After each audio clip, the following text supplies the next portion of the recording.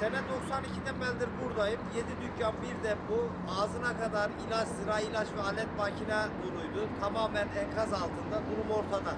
Diyecek başka bir laf yok.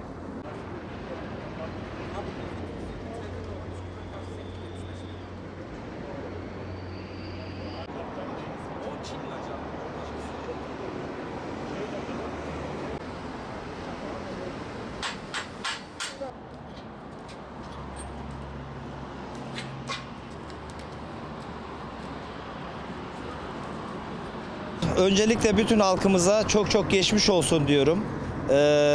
Depremde hepimiz etkilendik. Malatya'da 1992'den beridir zirai ilaç ve alet makine satıyorum.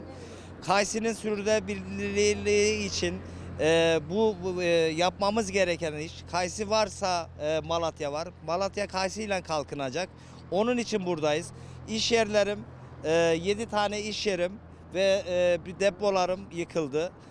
İçerisinde zirai ilaç, alet ve makinelerimin hepsi doluydu. Malatya'da 110 tane ilaç bayisiyiz. 28 tane ilaç bayimiz tamamen yıkıldı. Hepsi enkaz altında. Aşağı yukarı 50 tanesi de ağır hasarlı. İş yerlerini boşalttılar. İş yeri bulamadığımız için herkes araçlarında ilaç satmaya çalışıyor. Belediyemizden ve yetkililerimizden bir an önce bize yer tahsis edip çiftçiye hizmet etmek istiyoruz. Malatya'da deprem olduğundan bugüne kadar belli bir süre geçti ve birçok arkadaşımızın iş yerleri zarar gördü, binaları yıkıldı. Öncelikle tüm depremi yaşayan ve vefat eden tüm vatandaşlarımıza Allah'tan rahmet diliyoruz. Kalanlara da sağlık ve afiyet diliyoruz. Bizim bazı sıkıntılarımız var. Tabii ki yok değil. Malatya biliyorsunuz ki kayısı memleketi. Kayısının başkenti. Kayısının başkenti olmasından dolayı da bazı konularda Malatya kayısının da ön plana geçmesi gerekiyor.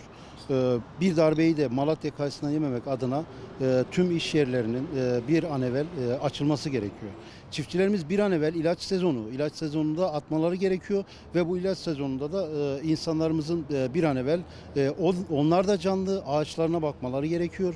Bunun için de bir an evvel bu işlerin olması gerekiyor. Yani bizim ziraat grubunun bir an evvel faaliyette olması gerekiyor. Bunun için de tabii ki yetkililerden destek bekliyoruz. Bu desteği de nasıl olur? Merkezi yerlerde, insanların toplu halde olduğu bir yerde toplu satışların yapıldığı bir merkez oluşturulmasını istiyoruz.